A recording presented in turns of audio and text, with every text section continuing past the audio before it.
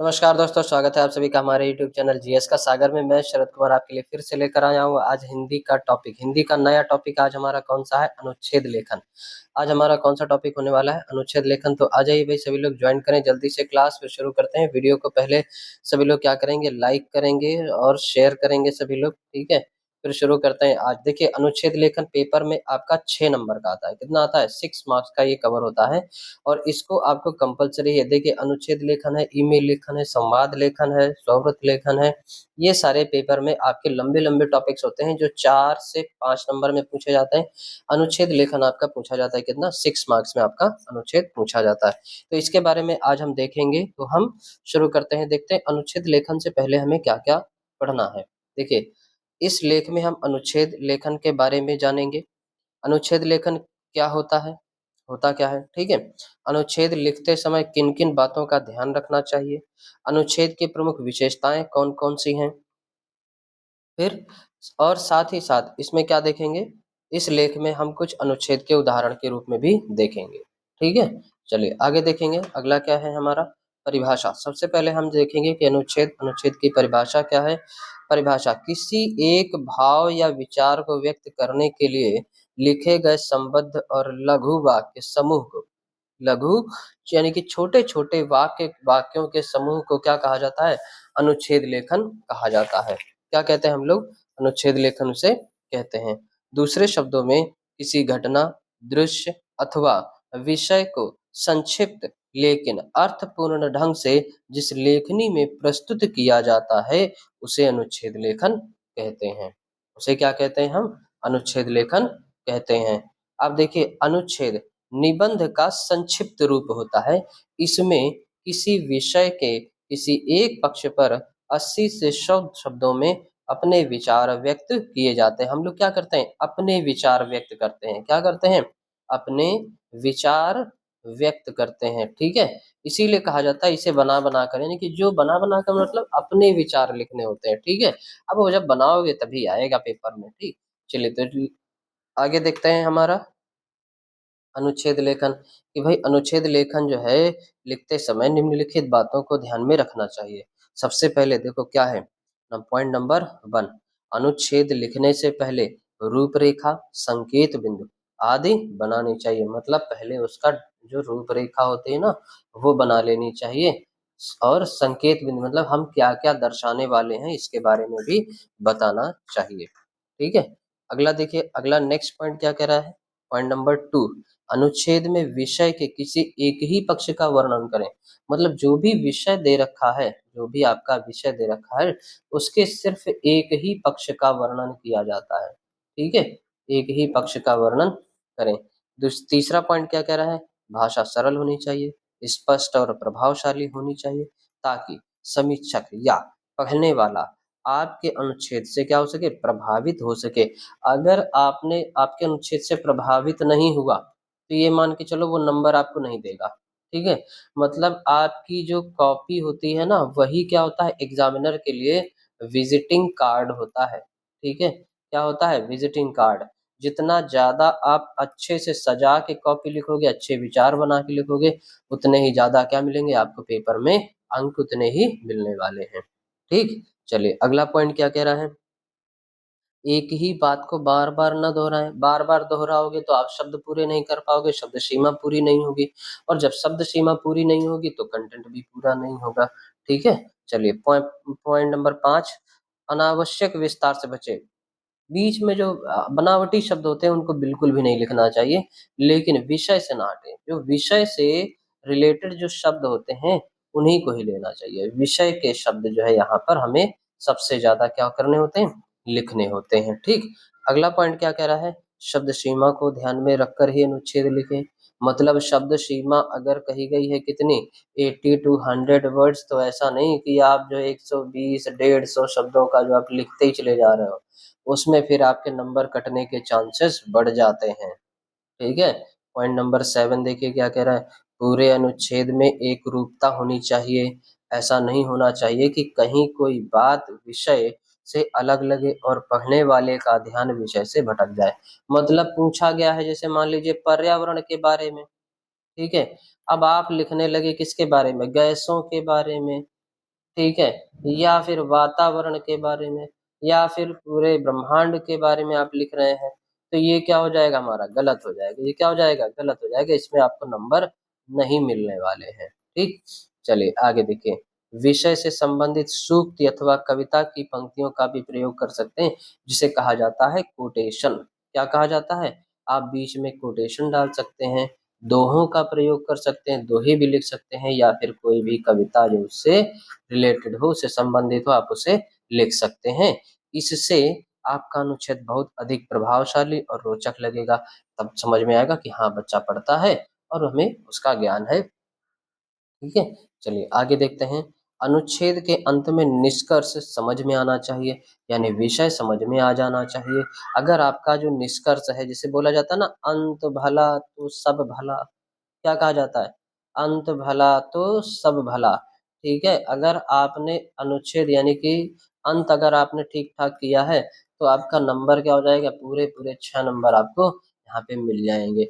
अगर आपने ये गड़बड़ किया तो यहाँ पे आपको नंबर जो है बहुत ज्यादा बहुत कट जाएंगे, 3 नंबर 4 नंबर आपको मिलके खत्म हो जाएंगे, और 1 नंबर से रैंकिंग कितनी गिर जाती है, ये आप समझ सकते हैं। चलिए, अनुच्छेद लेखन, अब आइए बात करते हैं इसकी विशेषताओं के बारे में, कि भैया विशेषता क्या क्या होती है, इसकी विशेषताएं। पहला नंबर देखो क्या दे रखा है, अनुच्छेद किसी एक भाव या विचार या तथ्य को एक बार एक ही स्थान पर व्यक्त करता है, इसमें अन्य विचार नहीं रहते हैं। मान लीजिए अगर पूछा गया है स्वास्थ्य के बारे में, तो हमें सब कुछ क्या लिखना है, केवल स्वास्थ्य के विषय में ही लिखना है, और बाकी किसी के बारे में भी नहीं लिखना है। ठीक है, अगला देखिए, अनुच्छेद के वाक्य समूह में उद्देश्य की एकता रहती है, मतलब इसमें उद्देश्य जो होता है वो एक साफ नजर आता है।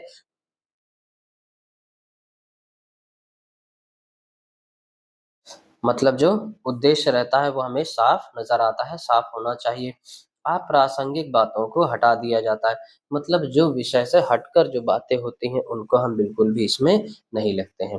केवल बहुत अधिक महत्वपूर्ण बातों को ही अनुच्छेद में रखा जाता है। क्यों, क्योंकि 80 से 100 शब्द होते हैं लिखने के लिए। अब उसमें भी अगर हम महत्वपूर्ण बातें नहीं लिखेंगे, इधर उधर की बातें लिख देंगे, तब भी हमारा गलत हो जाएगा, उसमें नंबर कटने के चांसेस रहते हैं, बढ़ जाते हैं। ठीक, पॉइंट नंबर 3, अनुच्छेद के सभी वाक्य एक दूसरे से गठित और संबद्ध होते हैं, मतलब एक वाक्य जो होता है, एक वाक्य जो होगा वो अपने पहले वाले वाक्य से क्या होगा, जुड़ा होगा। ठीक है, जुड़ा होना चाहिए, अपने पहले वाले वाक्य से क्या होना चाहिए, जुड़ा ही होना चाहिए। अगर जुड़ा नहीं होगा तो फिर क्या होगा, हमें अलग अलग महसूस होगा, अलग अलग महसूस होगा, मतलब फिर वो वाक्य पूरा संबद्ध नहीं होगा। ठीक, अगला पॉइंट देखिए, अगला क्या कह रहा है, जैसे अनुच्छेद एक स्वतंत्र और पूर्ण रचना है। अनुच्छेद मतलब एक क्या है, एक स्वतंत्र पूर्ण रचना है, जिसे कहा जाता है आप अपने शब्दों में प्रकट करें, जिसका कोई भी वाक्य अनावश्यक नहीं होता है। आपने अगर कोई भी वाक्य लिखा है तो उसकी आवश्यकता होगी वहां पर। अगर आवश्यकता नहीं होगी, अगर आपने कोई भी अनावश्यक शब्द लिखा है, अनावश्यक अगर वाक्य लिखा है, तो वो क्या होगा, वहीं से ही आपका अनुच्छेद क्या हो जाएगा, बिगड़ जाएगा, वो फिर मेल नहीं खाएगा। ठीक है, उस संबंध यानी कि उस विषय से संबंधित होना चाहिए। पॉइंट नंबर 5 देखिए क्या कह रहा है, उच्च कोटि के अनुच्छेद लेखन में विचारों को इस क्रम में रखा जाता है कि उनका आरंभ, मध्य और अंत आसानी से व्यक्त हो जाए। मतलब उनका क्रम जो होता है कि भाई आरंभ कहाँ से हुआ, जैसे हम लोग क्या लिखते हैं, प्रस्तावना, निबंध में क्या लिखते हैं, प्रस्तावना, रूपरेखा में हम लोग क्या डालते हैं, प्रस्तावना डालते हैं। ठीक है, अब प्रस्तावना में मतलब पूरा इंट्रोडक्शन देते हैं कि ये होता क्या है, ठीक है, इसके बारे में हम लोग सबसे पहले बताते हैं। फिर मध्य में अगर कोई भी टॉपिक दे रखा है तो उसका मध्य, जैसे भाई जरूरी है, क्यों जरूरी है, कैसे जरूरी है, किसके लिए जरूरी है, ठीक, क्या करना चाहिए, क्या नहीं करना चाहिए, और अंत में हम लोग ये देखते हैं कि इससे क्या होता है, क्या प्रभाव पड़ते हैं, समाज पर इसका क्या इफेक्ट पड़ेगा। तो ये सारी चीजें व्यक्त हम लोग करते हैं, और किसी को भी समझने में कोई परेशानी नहीं होती है। हम लोग ऐसी भाषा का, ऐसे वाक्यों का प्रयोग इसमें हम लोग करते हैं। अगला पॉइंट 6 नंबर क्या कह रहा है, अनुच्छेद सामान्यतः छोटा होता है, किंतु इसकी लघुता या विस्तार विषय वस्तु पर निर्भर करती है। देखो, मतलब अनुच्छेद क्या होता है, एक छोटा सा वाक्य और एक छोटा सा लेख होता है, जिसे हमने क्या कहा, 80 से 100 शब्दों में तकरीबन यहाँ पर आएंगे आपकी 10 से 12 लाइनों में। ठीक है, 10 से 12 लाइनों में आपका ये अनुच्छेद आ जाएगा। अब लेखन के संकेत बिंदु के आधार पर विषय का क्रम तैयार करना चाहिए। हाँ, ऐसा हो सकता है कि कभी-कभी मान लीजिए हेडिंग मान लो 5 हेडिंग दे रखी हैं। 5 हेडिंग में अगर आपको कंप्लीट करना है, हर एक में अगर आप 3 लाइनें भी अगर लिखेंगे तो आपका क्या हो गया 15 लाइनों में हो गया। तो ये अनुच्छेद क्या है, एक पर्याप्त मात्रा में उचित अनुच्छेद इसका माना जाएगा। ठीक है, पर्याप्त या उचित अनुच्छेद आपका माना जाएगा। लेकिन अगर मान लीजिए 5 हेडिंग में आपने एक एक दो दो लाइन लिखी तो ये क्या हो जाएगा, ये थोड़ा सा छोटा हो सकता है। ठीक है, अनुच्छेद नंबर, अब देखिए पॉइंट नंबर 7 क्या कह रहा है, अनुच्छेद की भाषा सरल और स्पष्ट होनी चाहिए। यानी कि वाक्य जब आप छोटे छोटे वाक्य बनाएंगे ना, वाक्य क्या होने चाहिए, छोटे होने चाहिए। वाक्य क्या होने चाहिए, छोटे होने चाहिए। जब वाक्य हमारे छोटे होंगे तो भाषा हमारी क्या होगी, सरल होगी और स्पष्ट होगी। ठीक, ताकि पढ़ने वाला क्या हो जाएगा, अपने आप जो पढ़ के उसको नंबर दे देगा। चलिए अनुच्छेद लेखन, अब उदाहरण देखते हैं। उदाहरण में हमारा क्या कह रहा है, एक उदाहरण हमने लिया है किसका, अभ्यास का महत्व। ये हमारा आज का उदाहरण है कि आपको अनुच्छेद लिखना है किस पर, अभ्यास का महत्व पर। ठीक, चलिए देखिए, यदि निरंतर अभ्यास किया जाए तो किसी भी कठिन कार्य को किया जा सकता है। ईश्वर ने सभी मनुष्यों को बुद्धि दी है। उस बुद्धि का इस्तेमाल तथा अभ्यास करके मनुष्य कुछ भी सीख सकता है। अनुच्छेद अर्जुन तथा एकलव्य ने निरंतर अभ्यास करके धनुर्विद्या में निपुणता प्राप्त की। उसी प्रकार वरदराज ने, जो कि एक मंदबुद्धि का बालक था, निरंतर अभ्यास द्वारा विद्या प्राप्त की और ग्रंथों की रचना की। उन्हीं पर एक प्रसिद्ध कहावत बनी है। चलिए देखते हैं क्या कहावत बनी है। देखिए कहावत क्या बनी हुई है, देखिए, करत करत अभ्यास ते जड़मति होत सुजान, रसरी आवत जात ते सिल पर परत निशान। देखो मतलब अभ्यास करते करते जड़मत यानी कि जो जड़ बुद्धि वाला होता है, मति मतलब बुद्धि, जड़मत मतलब जो जिसकी जड़ होती है ना बुद्धि। ठीक है, जड़ मतलब होता है किसी भी चीज को हिलाना नहीं, न हिलने वाला। ठीक है, तो हो तो सुजान, वो भी क्या हो जाता है, सुजान मतलब सज्जन व्यक्ति हो जाता है, वो भी बुद्धिमान हो जाता है। जिस प्रकार से रसरी आवत जात थे, इस प्रकार से रसरी, रस्सी मतलब रसरी मतलब रस्सी, रसरी मतलब रस्सी के आने जाने से, बार बार, जैसे कुआं होता है ना, पहले कुआं होता था तो बार बार जैसे मान लो रस्सी जो है यहाँ से आ रही है जा रही है, आ रही है जा रही है, यहाँ पर क्या हो जाएगा, एक निशान पड़ जाएगा। रसरी आवाज जाते सिल, सिल मतलब पत्थर, सिल पर परत निशान, सिल मतलब पत्थर, पत्थर पर क्या पड़ जाते हैं, निशान पड़ जाता है। ठीक है, उसी प्रकार चलिए आगे देखते हैं अनुच्छेद लेखन पे। अगला, अगला क्या कर रहे हैं, यानी जिस प्रकार रस्सी की रगड़ से कठोर पत्थर भी निशान बन जाते हैं, पर भी निशान बन जाते हैं, उसी प्रकार निरंतर अभ्यास से मूर्ख व्यक्ति भी विद्वान बन सकता है। यदि विद्यार्थी प्रत्येक विषय का निरंतर अभ्यास करे तो उन्हें कोई भी कठिन विषय कठिन नहीं लगेगा और वे सरलता से उस विषय में कुशलता प्राप्त कर सकेंगे। यह भी कहा गया है कि परिश्रम ही सफलता की कुंजी है, यानी कि परिश्रम ही सफलता की चाबी है। ठीक है, चलिए बाकी हमारा थैंक्स फॉर वॉचिंग। अब जो है आगे हम नेक्स्ट रन पे फिर से कंटिन्यू करेंगे। तो ये था आपका अनुच्छेद लेखन। अनुच्छेद लेखन ये आपका पेपर में कितने मार्क्स का आता है, ये पेपर में आता है पूरे 6 मार्क्स का आता है, जिसमें आपको लिखना बहुत ज्यादा जरूरी होता है। और ज्यादा नहीं, सिर्फ आप एक पेज भी अगर आप लिखेंगे, इस पे सिर्फ एक पेज ही लिखना होता है, आपके 6 नंबर पूरे हो जाते हैं, यानी कि हायर स्कोरिंग मार्क्स है, स्कोरिंग टॉपिक है ये।